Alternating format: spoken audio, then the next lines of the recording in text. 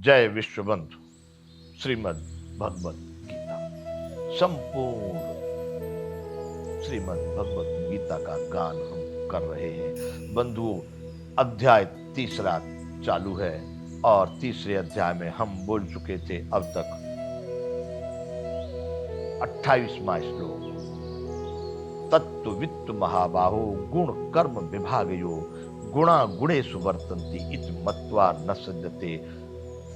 भगवान ने अर्जुन को कहा, 27वां श्लोक था। प्रकृति क्रियमाणानि गुणैः कर्माणि सर्वस्य अहंकार विमूढ़ात्मा करता हमित मन्यते। अर्जुन, सही में तो सारे कर्म प्रकृति के गुणों द्वारा ही किए जा रहे हैं, लेकिन जिनका अंतःकरण अहंकार से मोहित है वो यूं मानते हैं कि मैं करता हूं। इसलिए 28वें श्लोक में भगवान ने कहा, परंतु हे महाबाहो, गुण विभाग और कर्म विभाग के तत्व को जानने वाला योगी, ज्ञान योगी संपूर्ण गुण ही गुण में वर्त रहे हैं, ऐसा समझकर उनमें आसक्त नहीं होता। और गुण विभाग और कर्म विभाग हम बता चुके।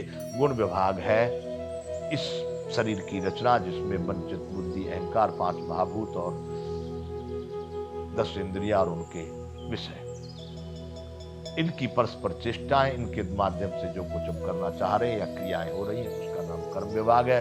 इन सब से परे जो इनको समझने वाला है, जो इनका सबका धारण करता, पोषण करता, संचालक है, वह आत्मा है। तो बंधुओं, यहाँ पर भगवान ने कहा कि वो ऐसा समझता है कि सब स्वतः ही प्राकृतिक रूप से हो रहा है, मैं करता नहीं हूं। अब 29वां श्लोक तीसरे अध्याय का भगवान कहने लगे, अर्जुन, प्रकृतिर गुण सम्मूढ़ा सज्जन्ते गुण कर्मसु तान कृष्ण विदो मंदान कृष्ण बिन विचालयेत। प्रकृति के गुणों से अत्यंत मोहित हुए मनुष्य गुणों में और कर्मों में आसक्त रहते हैं। प्रकृति के गुणों से अत्यंत मोहित, मोहित मतलब अज्ञान, न जान ज्ञान। जो प्रकृति के विषय में अज्ञानी है, जिनको इसके विषय में कोई ज्ञान नहीं है, जानकारी नहीं है, ऐसे मनुष्य गुण और कर्मों में आसक्त रहते हैं। वो उसमें, उनको ज्ञान तो ही नहीं, उसी में लगे रहते हैं। मैं मेरा, मैं मेरा, मैं मेरा, यानी ममता और वासना, इच्छा और अपेक्षा में फंस करके वो उसी को, प्रकृति के गुण और कर्मों में ही सदैव मोहित होकर, लगाव रहकर, राग में पड़े रहकर अपने जीवन को उस तरह से गुजारते हैं। उन पूर्णतया न समझने वाले मंद बुद्धि अज्ञानियों को पूर्णतया जानने वाला ज्ञानी विचलित न करे। ये भगवान अभी उससे पहले अभी हम जो बोल रहे थे कि न बुद्धि वेदम जनेत ज्ञानम कर्म संगनम जो से सर्व कर्माणि विद्वान समाचरण। अच्छी तरह से भली बात परमात्मा में स्थित ज्ञानी को चाहिए कि उन अज्ञानियों की बुद्धि में भ्रम उत्पन्न न करे। उसी बात को भगवान फिर यहाँ पर दोहरा रहे हैं कि प्रकृति के गुणों को और अत्यंत मोहित हुए, कर्म और गुणों में मोहित हुए जो लोग हैं, उन पूर्णतया न समझने वाले मंद बुद्धियों को, उनकी बुद्धि बड़ी अल्प है, धीमी है।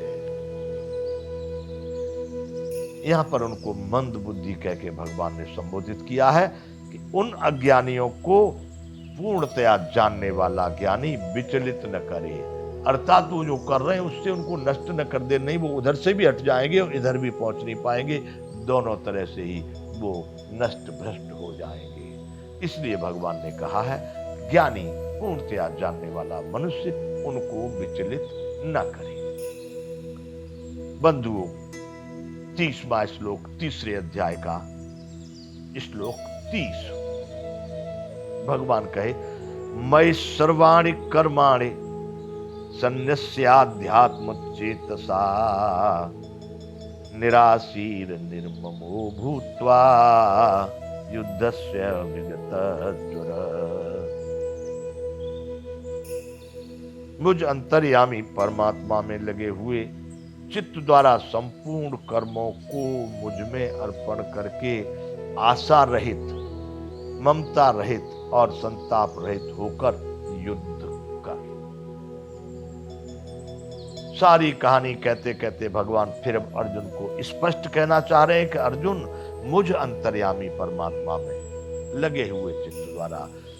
बंधुओं, वह परमात्मा जो श्री कृष्ण रूप से महाभारत के समय में कुरुक्षेत्र के मैदान में अर्जुन के समक्ष उपस्थित है सशरीर, वही परमात्मा हमारे और आपके सब में बैठा हुआ है, विराजा हुआ है। भगवान ने इस बात को भी 18वें अध्याय में अंत में अर्जुन को कहा था कि अर्जुन, ईश्वरः सर्वभूतानां हृदयेषु अर्जुन तिष्ठति भ्रामयन् सर्वभूतानि यंत्रारूढ़ाय मायया। अर्जुन, ईश्वर सभी भूत प्राणियों के हृदय में स्थित है।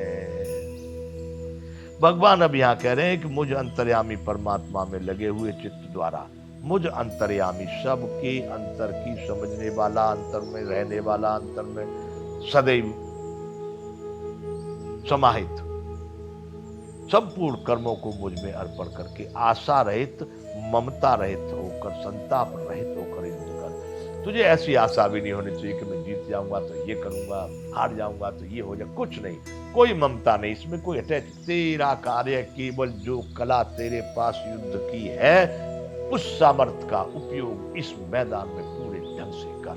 कोई आशा नहीं, कोई ममता नहीं, कोई लगाव नहीं और कोई विषाद भी नहीं, कोई संताप नहीं, हार जाऊंगा फिर क्या होगा, मर जाएंगे तो कुछ नहीं। अर्जुन, अब तेरे लिए यही निर्णय है। अर्जुन ने प्रश्न किया था कि व्याम श्रेणे वाक्येन बुद्धि में मोह यसीव में तदेकम वद निश्चितम येन श्रेणो हम आपमयाम। महाराज, आप मिले जुले से वचनों को कहकर मेरी बुद्धि को मोहित करते हैं, इसलिए एक कर्तव्य कर्म बताइए, एक निश्चय किया हुआ मत बताइए जिसको मैं कर सकूं, जिससे मेरा कल्याण हो। भगवान यहाँ पर बता रहे हैं कि अब तू मुझ अंतर्यामी परमात्मा में तेरा चित्त मन बुद्धि सब कहां पर, सदैव मेरे में यानी भगवान को समर्पित कर और फिर उन संपूर्ण कर्मों को मुझ में अर्पण करके आशा रहित, ममता रहित और संताप रहित इन सभी चीजों को त्याग कर युद्ध कर। एक बात सीधी। 31वां श्लोक है 3 अध्याय का। ये मे मतमिदं नित्यमनुतिष्ठन्ति मानवाः श्रद्धावन्तो न श्रूयन्तो मुच्यन्ते तेऽपि कर्मभिः। हे अर्जुन, जो कोई मनुष्य दोष दृष्टि से रहित और श्रद्धा युक्त होकर मेरे इस मत का सदा अनुसरण करते हैं, वे भी संपूर्ण कर्मों से छूट जाते हैं। भगवान जो अभी तक बताते चले आ रहे हैं, इस अध्याय का नाम है कर्मयोग। भगवान कह रहे हैं अर्जुन, तू ही नहीं, तेरे माध्यम से ये जो बात मैं बता रहा हूं, जो भी मानव इस संसार में मेरे इस मत के अनुसार, मत यानी जो मैं रास्ता बता रहा हूं, जो मैं मार्ग दे रहा हूं, कोई मनुष्य दोष दृष्टि से रहित हो। अब वो नहीं, अरे जाने दो, ऐसे तो कृष्ण जैसे तो कितने लोग संसार में आए चले, कोई भगवान थोड़ी था। चलो भगवान नहीं था, महापुरुष भी नहीं मानते, कोई अच्छा पुरुष भी नहीं मानते, दोष दृष्टि वाले हैं। पर वो कहते कोई मनुष्य दोष दृष्टि से रहित होकर, श्रद्धा युक्त होकर, बिल्कुल जो कहा वह परम ब्रह्म परमात्मा की वाणी है, वह बिल्कुल हर मानव के जीवन में कल्याणकारक है। पूरी श्रद्धा और विश्वास के साथ इस मत का सदा अनुसरण करते, जो मैं ये तुझे बता रहा हूं, इसका जो लोग अनुसरण करते हैं वो संपूर्ण कर्मों से छूट जाते हैं। कर्मों से छूट जाते, इसलिए बंधुओं कोई अज्ञान में ये मत सोचना कि उनको कुछ कर्म नहीं, सब कुछ होते हुए भी, सारे कर्म होते हुए भी उनको वो कर्म लागू न पड़ते और ना ही वो उस कर्मों में कभी भी राग रखते हैं, उनमें कभी आसक्त होते हैं। हो रहा है सब परमात्मा का, वो अपनी स्थिति में उस परम ब्रह्म परमात्मा स्वरूप आत्मा में रमण करते हैं और वो परम आनंदित होकर के अपने जीवन को पार कर जाते हैं, संपूर्ण कर्मों से छूट जाते हैं।